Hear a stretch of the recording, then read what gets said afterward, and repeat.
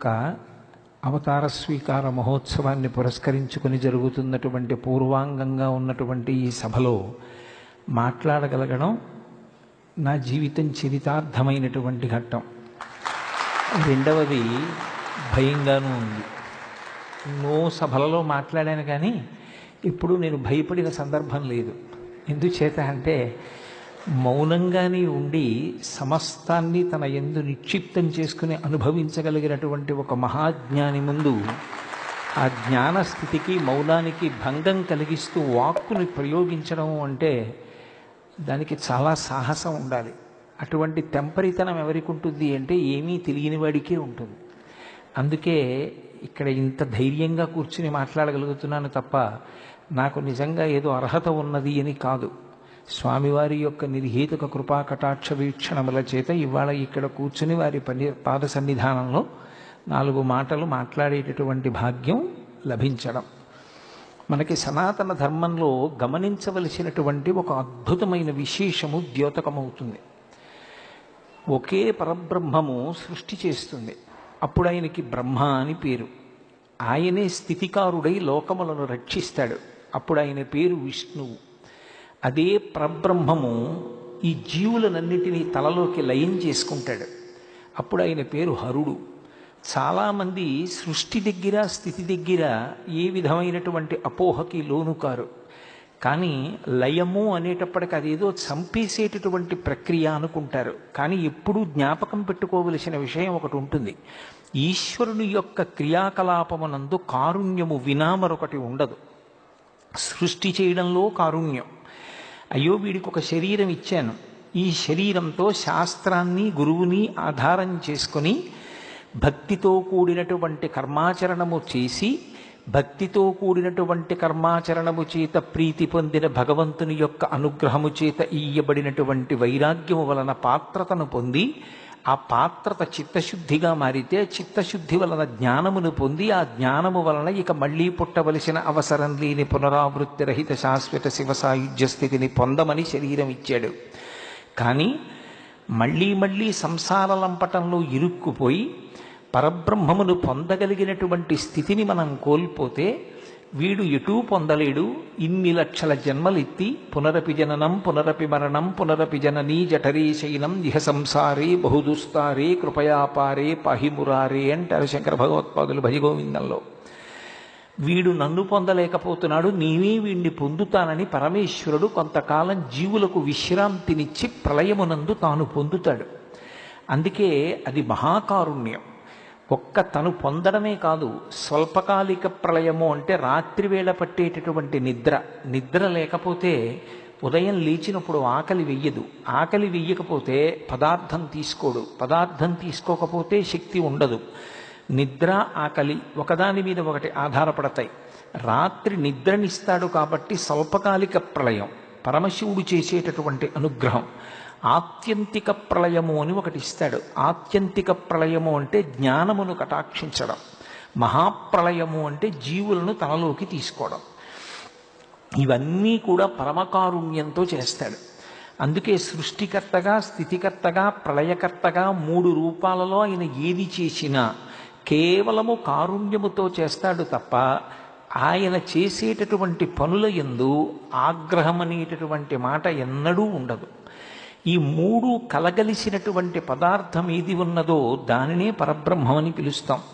ఎవ్వడు సృజించు ప్రాణుల ఎవ్వడు రక్షించు త్రుంచు ఎవ్వడనంతుండెవ్వడు ఈ విధమున మనుచు బెనుచు హేలారతుడై అంటారు పోతనగారు భాగవతంలో. ఆ ఒక్కడే సృష్టిస్తాడు, ఆ ఒక్కడే స్థితి చేస్తాడు, ఆ ఒక్కడే లయ చేస్తాడు. సృష్టి చేసినప్పుడు సృష్టికర్త, నిర్వహించినప్పుడు స్థితికర్త, తనలోకి తీసుకున్నప్పుడు ప్రళయకర్త. Usually we call the Parabrahmam in the name of the God. నన్ను ఇవాళ మాట్లాడేటప్పుడు అప్పుడప్పుడు ఇంగ్లీష్ వాక్యాలు కూడా చెప్తే ఇక్కడ ఉన్న విదేశీయులకి ఉపయుక్తంగా ఉంటుంది అన్నారు. లేకపోతే నేను కొంచెం ప్రవచనాల్లో ఇంగ్లీష్ వాడడానికి దూరంగా ఉంటూ ఉంటాను. The consolidation of the 3 activities generation, operation and destruction are commonly called the God. That is the reason why in English Parabrahmam is termed as the God. The letter G stands for generation, Srushti. The process of generation is symbolized by the Brahma. Next is operation. The running of the entire universe is called the protection, the operation. It is done by the Vishnu. The last one is destruction, taking everything into him. This is called the Pralayam. It is done by Hara. It is called D. So the consolidation of the three activities, generation, operation and destruction, are commonly called the God. ఈ సృష్టి స్థితి లయ చేసేటటువంటి పరమేశ్వరుడు మీరు జాగ్రత్తగా గమనిస్తే సనాతన ధర్మంలో బ్రహ్మ విష్ణు మహేశ్వరుడుగా మాత్రమే ఉండడు. ఇంకొక మెట్టు కిందకు వస్తాడు. ఎవరి కోసం వస్తాడు అంటే 84 లక్షల జీవరాశులలో అలా ఆయన కిందకు వచ్చేది కేవలం మనుష్యుల కోసమే వస్తాడు. ఇక ఏ ప్రాణి కోసం రాడు. ఎందుకు రాడు అంటే మిగిలిన 83,99,999 ప్రాణులకు కర్మాధికారం లేదు. వాటికి శాస్త్రం చదువుకుని శాస్త్ర ప్రకారం కర్మ చేయడము అన్న మాట అన్వయం అవ్వదు. మనుష్యుడు శాస్త్రం చదువుకోవాలి, గురువుగారి పాదములను ఆశ్రయించి గురువు యొక్క ఆజ్ఞ ప్రకారం ప్రవర్తించాలి. అటువంటి మనుష్యుడికి మార్గాన్ని నిర్దేశించడం కోసమని ఆయన కిందకి దిగి గురువుగా వస్తాడు. అందుకే మీరు ఒక సంప్రదాయాన్ని జాగ్రత్తగా గమనించండి. సనాతన ధర్మంలో గురుస్వరూపము కానటువంటిది, కేవలము దైవముగా మాత్రమే నిలబడిపోయినది మీకు కనపడదు. మీరు బ్రహ్మగారిని తీసుకోండి. నారాయణం పద్మభువం వశిష్టం శక్తించ తత్పుత్ర పరాశరంచ అనే అద్వైత గురు పరంపరలో బ్రహ్మగారిది ప్రముఖ స్థానం. నారాయణుడి తర్వాత ఆయనదే స్థానం. విష్ణువుని తీసుకున్నారనుకోండి, ఆయన కేవలం ఏదో కృష్ణ పరమాత్మగా శ్రావణమాసం బహుళపక్షంలో అష్టమి నాటి అర్ధరాత్రి వేళ చీకట్లో పుట్టడానికి కారణం కాకతాళీయంగా ఏదో కర్మచేత నేను పుట్టినట్టుగా ఆయన కూడా పుట్టాడు అని అన్వయం చేయకూడదు. అంత కటిక చీకట్లో ఎందుకు వచ్చాడు అంటే ఆయన జగద్గురువు. చీకటి ఎక్కడుంటుందో ఆ చీకటిని తీసేయడమే ఒక దీపంగా గురువు యొక్క లక్షణం. అందుకే కృష్ణ భగవానుడే భాగవతంలో ఒక చోట తన గురువైన సాందీపని మహర్షి గురించి చెప్తూ, తిరివి అజ్ఞానతిమిర ప్రదీపమగుచు అవ్యయంబగు బ్రహ్మంబుననుభవించి భరిత సత్వుండు సత్కర్మ నిరతుడతుల భూసురశ్రేష్ఠుడలగుండు భుదనుతుండు అంటాడు. ఒక దీపం ఉన్న చోట చీకటి ఎలా ఉండదో అలా గురువు ఉన్న చోట ఇక అజ్ఞానం ఉండదు. ఆయన జగద్గురువుగా రావాలి. శ్రావణ మాసం అన్ని మాసములలోకి బాగా చీకటిగా ఉండే మాసం. వర్ష ఋతువు అయిన కారణము చేత నల్లని మబ్బులు కిందకొస్తాయి. బహుళపక్షం మరింత చీకటి. అష్టమి మధ్యలో తిథి మరింత చీకటి. అర్ధరాత్రి కటిక చీకటి. ఇంకా అంతకన్నా చీకటి ఉండడానికి తిథి ఇంకొకటి లేదు. పైగా బహుళపక్షం పితృదేవతలకు చీకటి, దేవతలకు దక్షిణాయనం చీకటి. దేవతలకి, పితృదేవతలకు, మనుష్యులకు అందరికీ ఏది గాఢాంధకారమో అప్పుడు ఆయన ఆవిర్భవించాడు. కాకతాళీయంగా కాదు, కోరి కోరి. అందుకు అవతారమైంది పరిపూర్ణావతారం. పోతన గారు భాగవతం చేస్తూ ఒక మాట అంటారు. జలధర దేహు నాజాలు చతుర్బాహు సరసీరుహక్షు విశాల వక్షు జారు గదా శంఖచక్ర పద్మ విలాసు కంఠ కౌస్తుభమణి కాంతిభాను కమనీయ కటిసూత్ర కంకణ కేయూర శ్రీవత్సలంచనంచిత విహారు మరుకుండల ప్రభాయుత కుంతలలలాటు వైఢూర్య మణిగణ వరకిరీటు బాలు పూర్ణేందు రుచిజాలు భక్త లోకపాలు సుగుణాల వాలు కృపావిశాలు చూచి తిలకించి పులకించి చోద్యమంది ఉబ్బి చెలరీగి వసుదేవుడు ఉత్సహించే అంటారు. శంఖచక్ర గదా పద్మలతో పట్టుపీతాంబరంతో పరిపూర్ణమైనటువంటి అవతారంగా అర్ధరాత్రి వేళ కారాగారంలో తల్లిదండ్రులకు దర్శనమిచ్చి చెయ్యవలసిన భావి కార్యక్రమాన్ని నిర్దేశించాడు. కురుక్షేత్ర సంగ్రామంలో భగవద్గీతని లోకానికి ఉపదేశం చేశాడు అర్జునుణ్ణి అడ్డుపెట్టి. ఆ కృష్ణావతారం లేకపోతే భగవద్గీత లేదు. భగవద్గీత లేకపోతే ప్రస్థానత్రయంలో ఒక ప్రధానమైనటువంటి విషయం లేదు. అటువంటి భగవద్గీతని లోకానికి అందించడానికి వచ్చింది.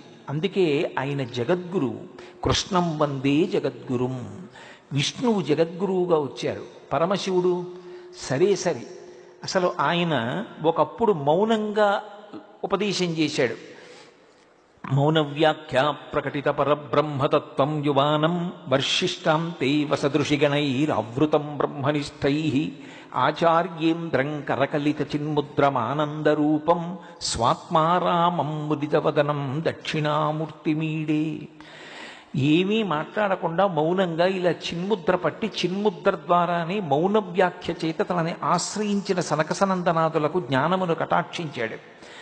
కలియుగంలో అలా తాను కైలాస పర్వతం మీద ఒక వటవృక్షం కింద చిన్ముద్ర పట్టి మౌన వ్యాఖ్య చేస్తూ కూర్చుంటే అందుకోగలిగినంత సమర్థత ఉన్నవారెంతమంది? అందుకే వాళ్ళు నా దగ్గరికి రావడం కాదు, నేనే వాళ్ళ దగ్గరికి ఎడతానని త్యక్వా మౌనం వటవిటపినో మూలతో నిష్పతంతి శంభోర్మూర్తిశ్చరతి భువనే శంకరాచార్య రూప.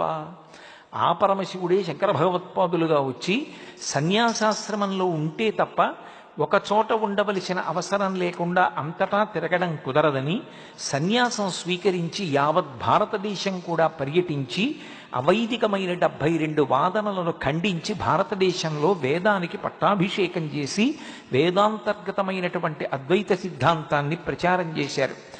ఆ శంకర భగవత్పాదుల నుండి అనేకమైనటువంటి గురు పరంపరలు వచ్చాయి.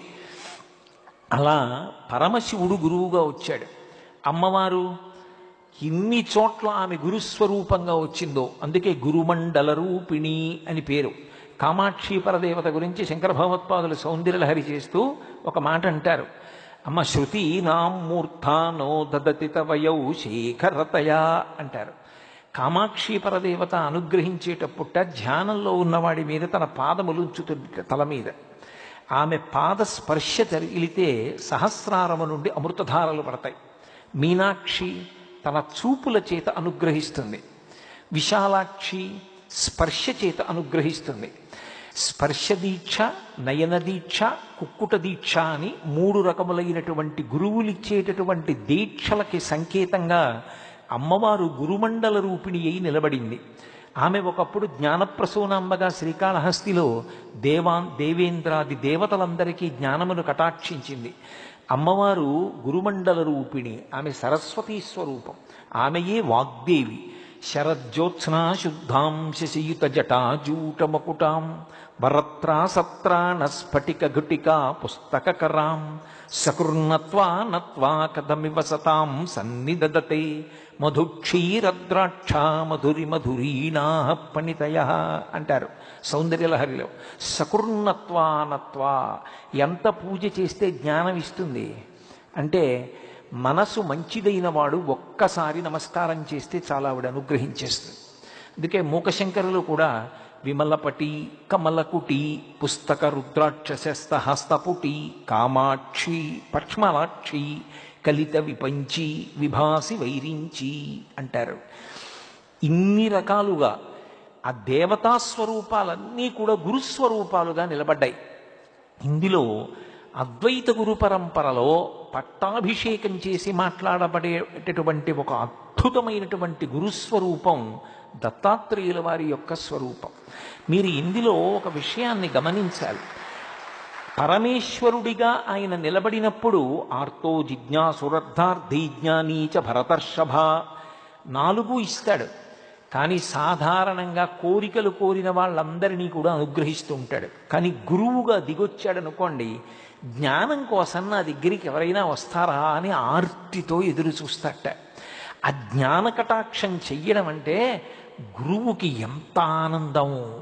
జ్ఞానమే ఇవ్వగలిగినటువంటి గురువు ఏది ఇవ్వలేరిక. అన్నిటికన్నా పై స్థాయి జ్ఞానాన్ని కటాక్షించడం. ఇక జ్ఞానమునే ఇవ్వగలిగినటువంటి గురువు లౌకికమైనటువంటి కోరికలు తీర్చలేకపోవడం ఏమిటి? తన సంకల్పమాత్రం చేత గురువులు ఇస్తారు. మీరు సనాతన ధర్మాన్ని పరిశీలనం చేస్తే సనాతన ధర్మ వైభవమంతా గురువుల యొక్క వైభవమే. శివాజీ మహారాజు యొక్క గొప్పతనం సమర్థరామదాసు గారితో ముడిపడింది. మీరు ఎవరిని తీసుకోండి, గురువుగారి పాదముల చెంత అత్యంత వినయంతో నిలబడిన వాడెవరో అదొక్కటే పాత్రత. గురువుగారి దగ్గరికి వెళ్ళినప్పుడు నేను ఇంతవాణ్ణి కాను, నేనెంతవాణ్ణి అన్నమాట గుర్తుపెట్టుకోవాలి. వారి ముందు నేనెంతవాణ్ణి, నా జీవితానికి వారి ముందు నిలబడడం, వారి నీడలో కూర్చోవడం, వారి పాదములను దర్శించడం, వారికి శుశ్రూష చేయడం నా జన్మకి చాలు. ఈ భావన ఎవరు పొందుతారో దానినే పాత్రతగా స్వీకరిస్తారు. అందుకే శంకరులు షట్పదీ స్తోత్రం చేస్తే మొదట అడిగింది అవినయమపనయ విష్ణోహో అన్నారు. నాకు అవినయాన్ని తీసేయి, వినయాన్ని కటాక్షించు స్వామి అన్నారు. ఆ విద్యా దదాతి వినయం, అసలు విద్యకి మారుపేరు వినయం. ఆ వినయము ఉండాలి శిష్యుడి దగ్గర. రామచంద్రమూర్తి యొక్క గొప్పతనం అంతా ఎక్కడిది? విశ్వామిత్రుడిది, వశిష్ఠుడిది. సర్వే వేద విదశూరా సర్వే లోకహితేరతా సర్వే జ్ఞానోపసంపన్నా సర్వే సముదితా గుణై అన్నారు మహర్షి రామాయణ రచన చేస్తూ. ఆయన అన్ని విషయాలు తెలుసుకుని ఆ తెలుసుకున్న విషయములు లోకములకు పనికొచ్చేటట్టుగా ప్రవర్తించారు అంటే వశిష్ఠుడు విశ్వామిత్రుడు ఆయనకి అలా విద్యాబోధ చేశారు. అందుకే లోకంలో ఎప్పుడూ జ్ఞాపకం పెట్టుకోవలసిన విషయం ఒకటి ఉంది. గురువు గారి నోటి వెంట ఏ మాట వస్తుందో అది ఆజ్ఞ, అది సలహా కాదు, అది కేవలముగా ఒక మాట కాదు. గురువు గారి నోటి వెంట వచ్చినటువంటిది ఏది ఉంటుందో దాన్ని ఆజ్ఞగా స్వీకరించగలిగిన వాడెవరో వాడు తరిస్తాడు. ఎవరు చెప్పనివ్వండి సలహా కావచ్చు, కానీ గురువు నోటి వెంట వచ్చింది మాత్రం ఆజ్ఞ. అందుకే రాముడు విశ్వామిత్రుడి దగ్గరికి వెడితే ఇలా చేతులు కట్టుకు నిలబడతాడు. సుబాహు తాటక మొదలైన వాళ్ళని సంహరించి కూడా చేతులు కట్టుకు నిలబడి ఒక మాట అంటాడు, ఆజ్ఞాపై యదీచ్ఛం వైశాసనం కరవామకిం అంటాడు. ఓ మహానుభావ, హే బ్రహ్మన్ అంటాడు. గురువుగారని కూడా అండవు, బ్రహ్మన్ అంటాడు. బ్రహ్మముని ఎరిగినవాడా, బ్రహ్మవిత్ బ్రహ్మైవ భవతి, బ్రహ్మముని ఎరిగి నువ్వు బ్రహ్మమయ్యావు. నా కంటి ముందు పరబ్రహ్మము రాశీభూతమై కూర్చునుందలా. ఓ గురువా, మీరు మమ్మల్ని ఆజ్ఞాపించండి. శాసనం కరవామకిం, ఆ ఆజ్ఞాపించేటప్పుడు ఇది వీడికి చెప్పచ్చా అని ఆలోచించకండి. ఒరే ఆ పాదుకలు నావి తీసి అక్కడ పెట్టు అనండి. నేను ఇలా ముట్టుకోను, నా కుడి చేత్తో పట్టుకుని పైకెత్తి తల మీద పెట్టి పట్టుకెడతాను. మీరు ఆజ్ఞాపించినది నాకు శాసనం. ఆజ్ఞాపయ యథేచ్ఛం వై. దశరథ మహారాజు కొడుకు మారీచుణ్ణి పడగొట్టాడు, ఎక్కడికో తరిమి కొట్టాడు మానవాస్త్రంతో, సుబాహుని చంపాడు, తాటకని చంపాడు. అలా ఆలోచించద్దు. నేను ఏది చేసినా మీ అనుగ్రహం వల్లే. ఇది ఒక శిష్యుడికి ఉండవలసినటువంటి లక్షణం.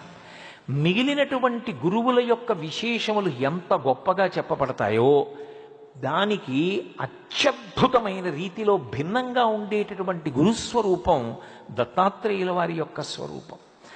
దత్తాత్రేయ స్వామి వారి యొక్క వైభవం వర్ణించడం ఎవరికీ సాధ్యం కాదు. అందుకే యదుమహారాజు గారు దత్తాత్రేయుల వారిని ప్రార్థన చేసినప్పుడు అవధూత రూపంలో ఉంటే ఒకటంటాడు, పరస్పర భిన్నములైన విషయములు ఎక్కడుంటాయో అక్కడ ఆయన యందు గోచరిస్తాయి. అనేక మంది స్త్రీల మధ్యలో ఉన్నట్లు కనపడతాడు ఒకప్పుడు పరమ వైరాగ్యమూర్తి. మధుపానం చేస్తున్నట్లు కనపడతాడు ఒక్కొక్కసారి. కానీ అది ఆయనని ఏం చేయదు. ఎందుచేతనంటే మీరు ఒకటి గమనించాలి. ఒక సామాన్యుడు మధుపాత్ర పుచ్చుకున్నాడు అనుకోండి, లోపలికి తూలిపోతాడు. అగ్నిహోత్రం అక్కడ అగ్గిపుల్ల వెలుగుతోంది అనుకోండి, నేను చెంచాతో నీళ్లు పోస్తే అగ్నిహోత్రం ఆరిపోతుంది.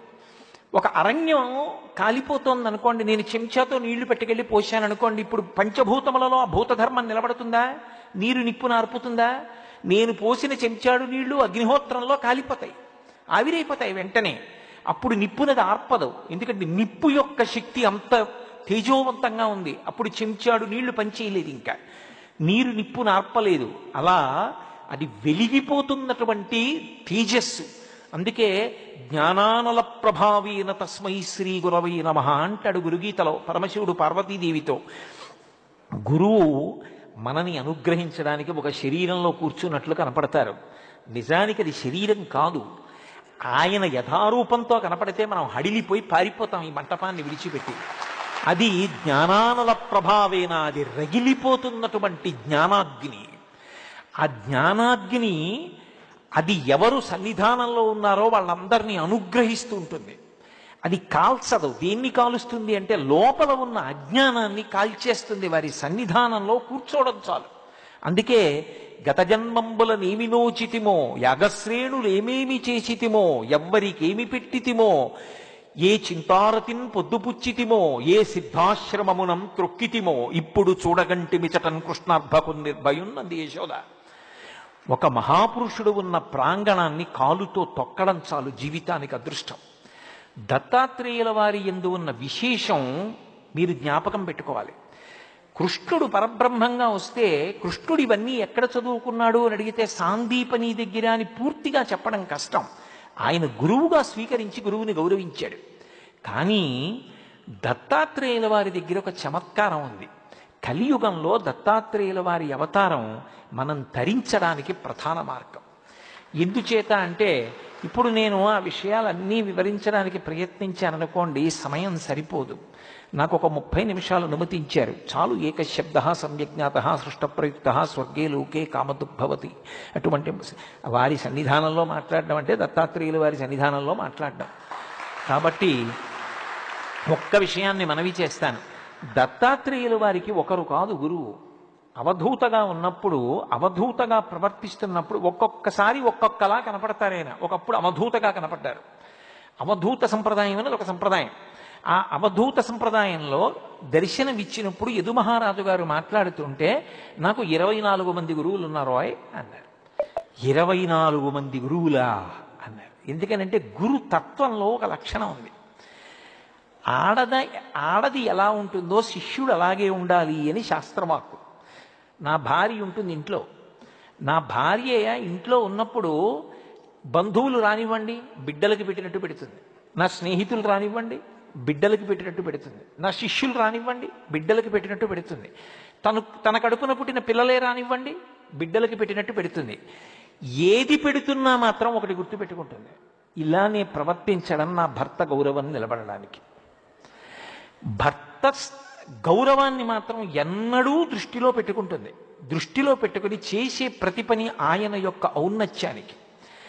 అలా దత్తాత్రేయుల వారు లౌకికమైనటువంటి విషయాల్ని గురువులుగా తీసుకున్నారు. దత్తాత్రేయుల వారి జీవితాన్ని సమన్వయం చేసుకోవడం అలవాటైతే ఎవరో వచ్చి ఏదో చెప్పాలనే భావన పోయి జీవితంలో సంఘటనలు గురువులుగా మారడం అనేటటువంటి స్థితి కలుగుతుంది. ఎందరో మహాత్ములుగా మారడానికి కారణం దత్తాత్రేయుల వారి అనుగ్రహం ఎలా ఉంటుంది అంటే, తను ఒక చోట దెబ్బతింటే దాన్ని గురువుగా తీసుకుంటాడు. దత్తాత్రేయుల వారు ఏదో ఒక రూపంగా కాదు, 3 శిరస్సులతో బ్రహ్మ విష్ణు పరమేశ్వరులుగా 3 రూపాలు కలగలిసిన రూపంగా కనపడ్డారు. అలా దర్శనమిచ్చిన వారు ఒకప్పుడు నైమిషారణ్యంలో వారు దర్శనమిచ్చినప్పుడు అంత అద్భుతంగానూ దర్శనమిచ్చారు. బ్రహ్మ శిరస్సుతో, విష్ణు శిరస్సుతో, శివ శిరస్సుతో 3 శిరస్సులతో దర్శనమిచ్చారు. వారికి గురువులు 24 మంది. అంటే ఎలా ఉంటారు? శిష్యుడు ఆడది ఒకలా ఉండాలని నేను ఇందాక అన్నా కదా. గురువు గారు ఒక్కడే ఉంటాడు పతి. ఇంటికి వచ్చేటటువంటి వాళ్ళు చాలామంది ఉంటారు, అందరికీ అన్నం పెడుతుంది. అలాగే ప్రధానమైన గురువు ఎవరో ఆ గురువు పతి వంటి వాడు. మిగిలిన వాళ్ళు ఆదరభావం ఉంటుంది. ఆ గురువుల దగ్గర కూడా మంచి మాటలు నేర్చుకోవాలి, విమర్శ చెయ్యకూడదు గురువుల యందు. అందుకే దత్తాత్రేయుల వారు నాకు 24 మంది గురువులు ఉన్నారన్నారు. 24 మందా? ఎవరు వాళ్ళు? ఎక్కడ నేర్చుకున్నారు మీరు ఈ పాఠాలన్నీ అంటే ఆయన 24 మంది పేర్లు ఒక శ్లోకంలో చెప్పారు. ఆయన అన్నారు, పృథిర్వాయురాకాశ ఆపో ఆపోరగ్ని చంద్ర రవి. అక్కడికి 7 గురువులు. ఒకటి పృథివి అంటే ఈ భూమి, గాలి, ఆ తర్వాత ఆకాశం, నిప్పు, నీరు, సూర్యుడు, చంద్రుడు, కపోతము అంటే ఒక పావురము, అలాగే అజగరము అంటే ఒక కొండ చిలవ. కపోతాజగర అజగరము, ఆ తర్వాత సింధు సముద్రం, ఆ తర్వాత మధుకృత్ తేనెను తయారు చేసేటటువంటి తేనెటీగ, అన్ని చోట్ల నుంచి తెచ్చి తేనె పట్టులో పెట్టేటటువంటి ఒక తేనెటీగ. పతంగ ఒక దీపపు పురుగు. దీపపు పురుగుని దత్తాత్రేయుల వారు గురువుగా స్వీకరించారు. అది ఆశ్చర్యం. పతంగం, తర్వాత మధుకృత్ గజ ఏనుగు నాకు గురువు. అలాగే మధుహ హరిణో మీన తేనె పట్టుని పడగొట్టి తేనె తీసుకెళ్ళిపోయేటటువంటి వాడు. అలాగే హరిణో లేడి, అలాగే మీన చాప, పింగళ ఒక వేశ్య, పింగళ అనబడేటటువంటి పేరు కలిగినటువంటి వేశ్య. అలాగే ఒక పక్షి, ఒక లకుముకు పిట్ట అంటారు, ఆ పక్షి కుర్రము, ఆ పిట్ట అర్భకుడు, చిన్నవాడైనటువంటి చిన్న బాలుడు, ఆ బాలుడు నాకు గురువు.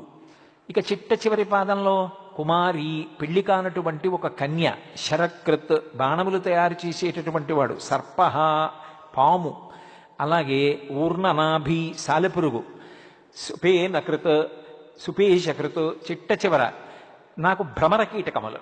ఈ 24 మంది నాకు గురువులు. ఇప్పుడు నేను 24 మంది గురించి చెప్పను, కానీ ఒక్క విషయాన్ని కొద్దిగా మనవి చేసే ప్రయత్నం చేస్తాను. అందులో పరమ గంభీరమైనటువంటి ప్రతిపాదన ఉంది. మీరు ఈ గురువుల్ని జాగ్రత్తగా పరిశీలనం చేస్తే ఇవి అన్ని ఆశ్రమాలలో పనికొచ్చేటటువంటి వాళ్ళకి చెప్పారు. బ్రహ్మచారికి, గృహస్థుకి, వానప్రస్థుకి, సన్యాసికి ఏ ఆశ్రమాన్ని విడిచిపెట్టకుండా అన్ని ఆశ్రమములలో ఉన్న వాళ్ళకి గురుత్వానికి పనికొచ్చేటట్టుగా ప్రకృతిలోంచి స్వీకరించారు. నేను గృహస్థు గురించి మాట్లాడతాను, మనందరం ఇక్కడ ఎక్కువ మంది ఉన్నాం కాబట్టి. కపోతం గురించి చెప్పారు. ఒక పావురం ఒకటి ఉన్నది, అది చెట్టు మీద కాపరం ఉంటుంది. దానికి ఓ భార్య ఆడపావురం. ఆ ఆడపావురం గుడ్లు పెట్టింది, గుడ్లు పెట్టి పొదిగింది. పొదిగినప్పుడు పిల్లలయ్యాయి. ఈ మాటలని దత్తాత్రేయుల వారు చెప్పిన మాటల్ని మీరు మామూలుగా తీసుకోకూడదు, ఇందులో చాలా పెద్ద గాంభీర్యం ఉంటుంది. పక్షి గుడ్డు పెట్టిందండి, పక్షికి ఏ జ్ఞానం ఉంది? దాని మీద కూర్చుందనుకోండి గుడ్డు పగిలిపోతుంది. కానీ అది ఏం చేస్తుందంటే ముందుకు వెళ్ళి వెనక్కి నడుస్తుంది, కాళ్ళతోటి నడిచి పొట్ట కిందకి గుడ్డు వచ్చింది అని చూసుకుంటుంది. రెక్కవైపు నుంచి మెల్లిగా దింపుతుంది పొట్టని. ఇప్పుడు ఆ పొట్ట గుడ్డుకి తగులుతుంది. తగిలినప్పుడు గుడ్డు పెంకు పక్షి పొట్ట తగులుతాయి. ఆ పైన ఉన్న పెంకు వేడెక్కుతుంది, లోపల ఉన్నటువంటి పిండం పొదగబడి పిల్లగా మారుతూ ఉంటుంది. అప్పుడు పక్షి కళ్ళు అద్భుతంగా ఇలా అరమోట్పుగా మూస్తుంది. ఇదే రామకృష్ణ పరమహంస అంటారు. పొదుగుతున్న పిట్ట గీయగలవేమో, పిట్ట మనసులోని ఆనందంతో కూడిన కన్నులు గీయలేవంటారు. పక్షికి ఎలా తెలిసింది అది తన గుడ్డని, గుడ్డులో తనకు పిల్లుందని, ఆ పిల్ల పొదగబడుతోందని, తన పొట్టవేడి పెంకుకు తగులుతోందని, పెంకువేడి పిండానికి ఎడుతోందని, పిండం పిల్లవుతుందని, ఆ పై పెంకు పగలగొట్టుకుని పైకొస్తుందని, తన మాతృత్వం సిద్ధిస్తోందని దానికి తెలుసా? తెలుసు. అది పొదిగింది. ఇక్కడ అనుబంధం, సంసారం అక్కడ మొదలవుతోంది. నా బిడ్డలు పొదిగింది. ఎవరు? మనిషిగాడు, ఒక పిట్ట. పిల్లలయ్యాయి. ఇప్పుడు మగపక్షి నా వలన గుడ్లు పెట్టింది, అవి నా పిల్లలు కూడా. ఇది మీరు గృహస్థాశ్రమానికి అన్వయం చేసుకోవాలి. అంతే కదా, గృహస్థాశ్రమంలో నా భార్య కన్నా సంతానాన్ని చూసి నా బిడ్డలు అని నేను పొంగిపోనా? నేను తండ్రిని అని. అక్కడ వరకు దోషం ఉందా అంటే లేదు. ఇది శాస్త్రంలో చమత్కారం. పితృరుణం అని ఒకటి ఉంటుంది, సంతానాన్ని కనాలి. అతి సంగం కూడదు. అందుకే మీరు జాగ్రత్తగా గమనిస్తే శాస్త్రంలో ఎక్కడా కూడా బాధ్యత అన్న మాట వాడరు.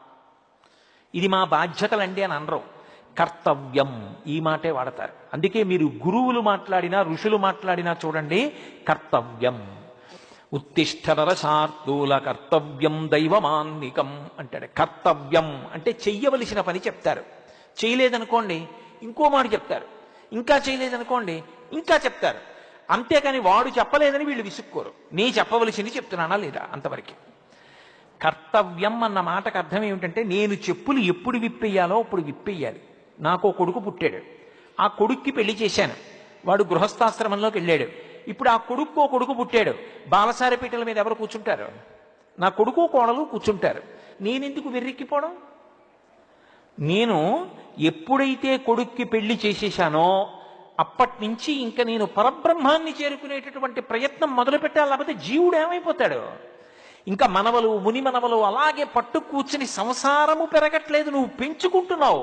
నీ కర్తవ్యం చెప్పులు ఎక్కడిప్పాలో అక్కడ ఇప్పాలి. నేను కాకినాడలో బయలుదేరినప్పుడు చెప్పులు వేసుకునే బయలుదేరాను. ఇక్కడికి చెప్పులు వేసుకొచ్చానా లోపలికి? ఇక్కడ మహాపురుషులు కూర్చుని ఉన్నారు, నాకు ఇచ్చిన విడిదిలో విడిచిపెట్టి వచ్చేసాను. ఎక్కడ విడిచిపెట్టాలో అక్కడ విడిచిపెట్టాలి, ఎంతకాలం పట్టుకోవాలో అంతకాలం పట్టుకోవాలి. పట్టు విడుపు దీనికే కర్తవ్యం.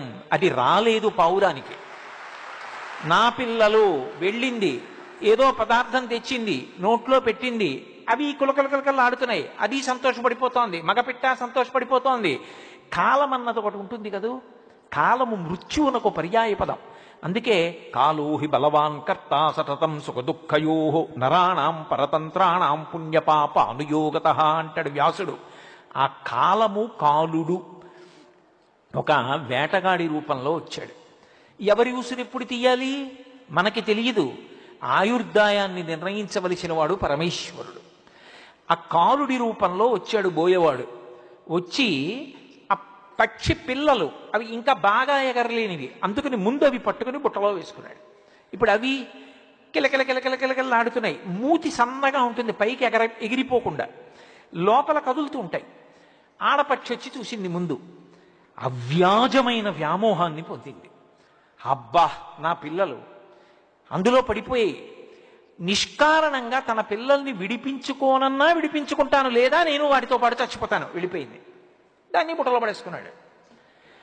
నా భార్య వెళ్ళిపోయింది, బిడ్డలు వెళ్ళిపోయారు, నేనెందుకు? మగపక్షి వెళ్ళిపోయింది, బుట్టలో పడేసుకున్నాడు. అన్నిటినీ చంపి తినేశాడు. దత్తాత్రేయులు వారు అన్నారు, నా గురువు ఆ పక్షి కపోతం.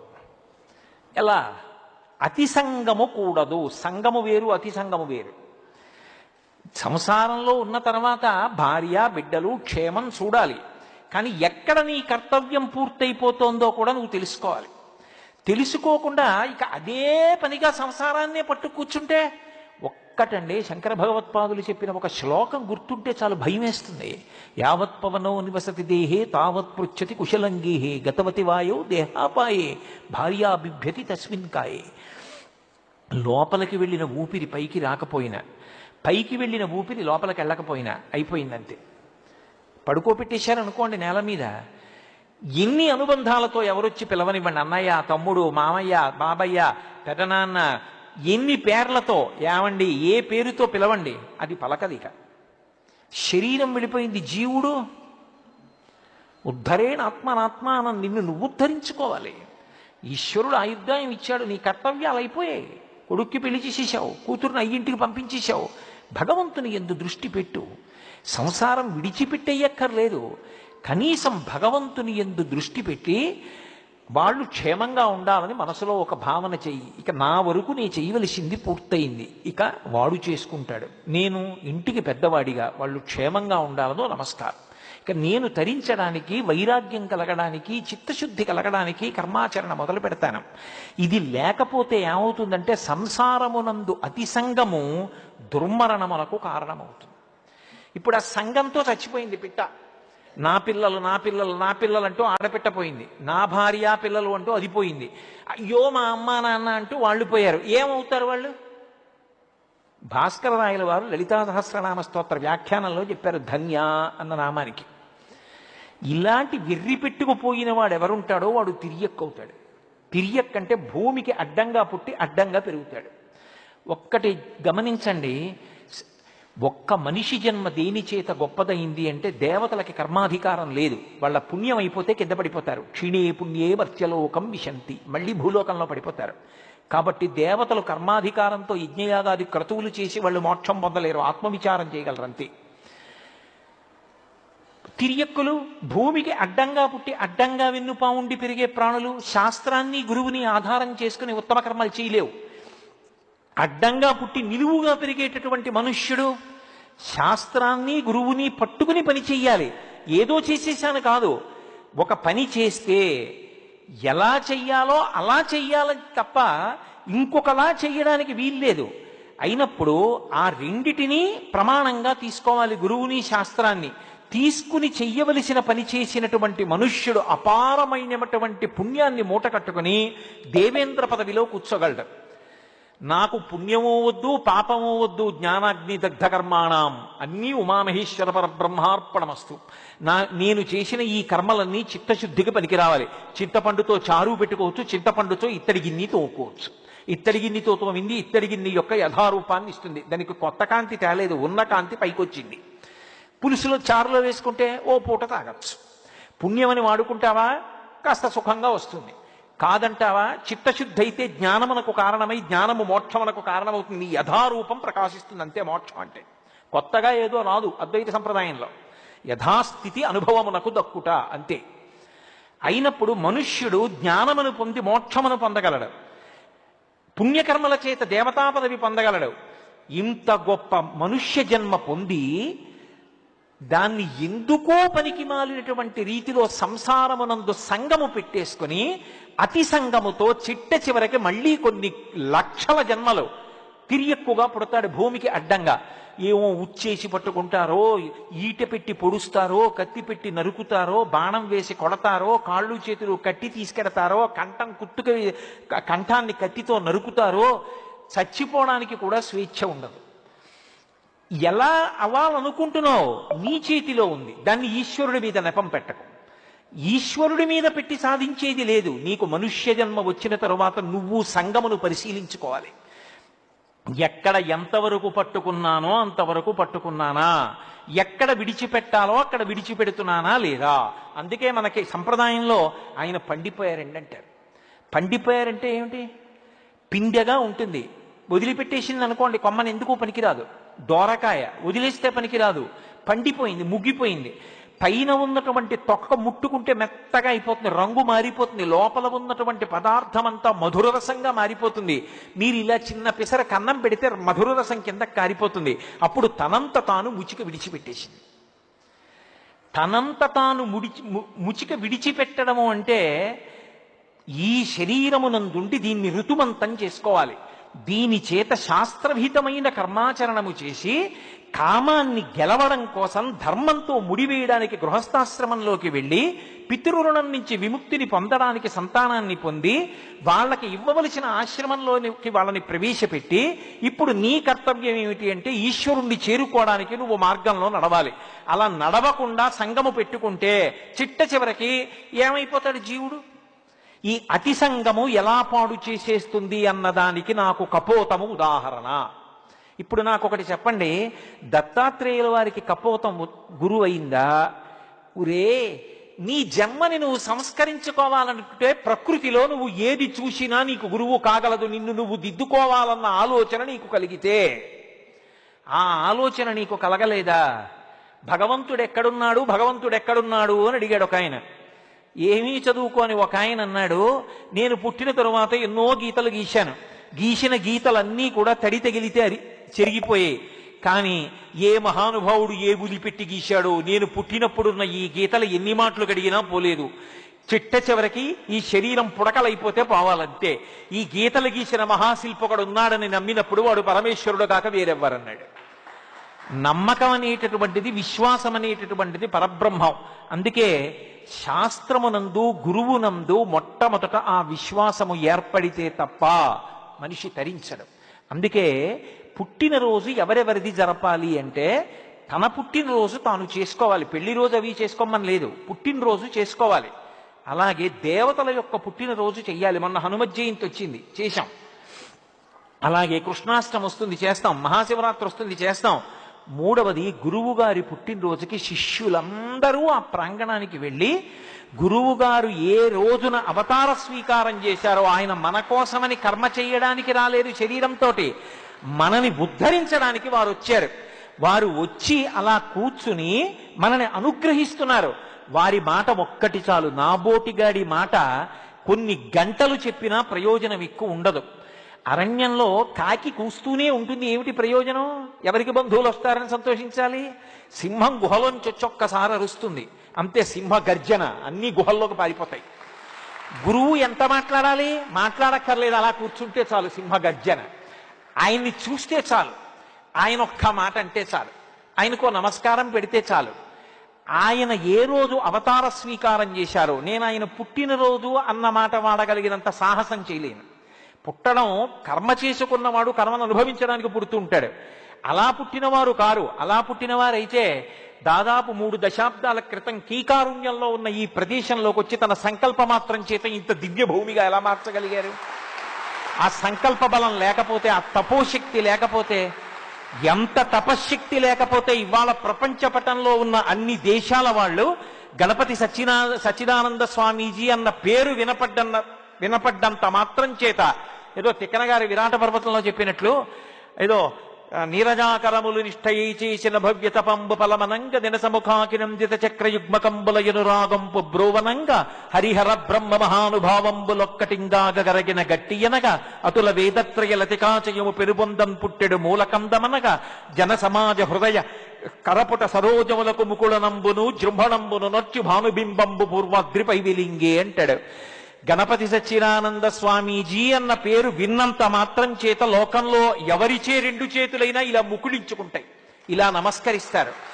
అంతటి కారణజన్ముడుగా ప్రభవించాలి అంటే అది సామాన్యమైన పుట్టుకెలా అవుతుంది? అదొక అవతార స్వీకారం.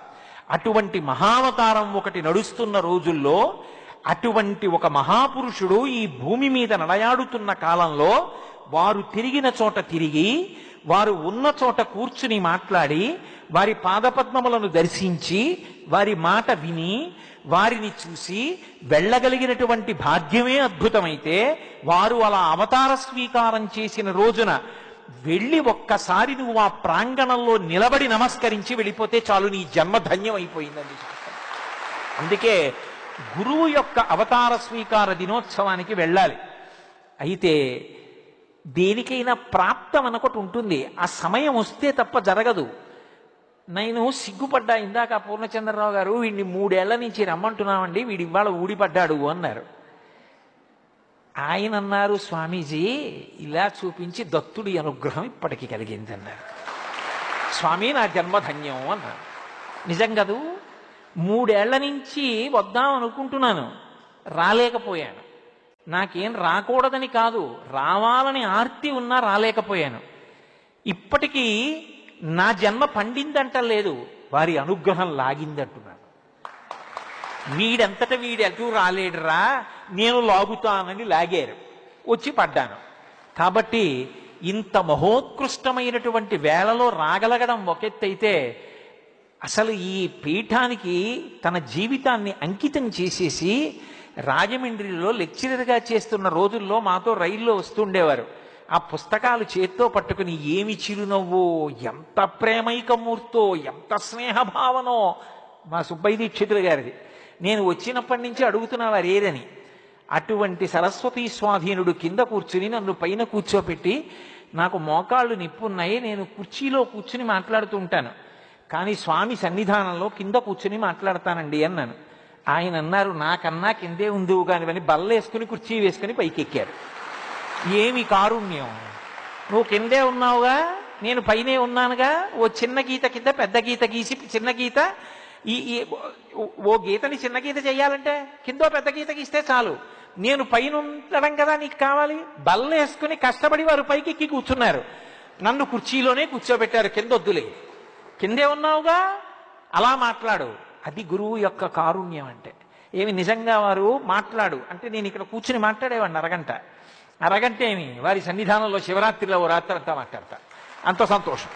కానీ వారు అలా అనుగ్రహించారు కాబట్టి అది గురువు యొక్క కారుణ్యం. అందుకే మనందరం పరమ సంతోషంగా రేపు భానుబింబం ఉదయించడానికి ముందే మనం చెయ్యవలసిన నిత్యకర్మ పూర్తి చేసుకుని రేపటి రోజున పరమాద్భుతమైనటువంటి రీతిలో స్వామివారి యొక్క ప్రథమ శిష్యులు వారి యొక్క పాదపద్మములకు స్వర్ణపద్మముల చేత పూజ చేస్తారట. ఆ వైభవోపేతమైన సన్నివేశాన్ని తిలకించి మనందరం ఆ మధురానుభూతులతో వేదం ఎలా విధించిందో అలా ప్రవర్తించామన్న తృప్తితో, స్వామి మా అంతట మేముగా మమ్మల్ని ఉద్ధరించుకోగలిగిన శక్తి కలవాళ్ళం కాదు, మేము మా మనసుల్ని మీ దగ్గర మూట కట్టి పెట్టేస్తున్నాం, మమ్మల్ని ఉద్ధరించే కర్తవ్యం మీరు స్వీకరించండి అని నమస్కరించి మన ప్రాంతాలకి బయలుదేరతాం. ఇంతకన్నా ఇచ్చిన వేళ దాటి మాట్లాడడం గురువుగారి ఆజ్ఞని ధిక్కరించడం అవుతుంది. అందుకని నేను నా ప్రవచనాన్ని ఇక్కడితో పూర్తి చేస్తూ, నిజంగా వీడికి ఏదో పని చెప్పకపోతే వీడు ఎలా తరిస్తాడని నన్ను తీసుకొచ్చి ఇక్కడ కూర్చోబెట్టి నా చేత చెప్పించారు తప్ప నిజంగా చెప్పడానికి అర్హతనున్నవాడిని నా చేత చెప్పించారనుకుంటున్నారా? అది వారి అవ్యాజ కారుణ్యం. వారి యొక్క అవ్యాజమైన కారుణ్యానికి వేరొక్క మారు నా శిరసు వారి పాదపద్మములకు తాటించి నమస్కరిస్తూ స్వస్తి.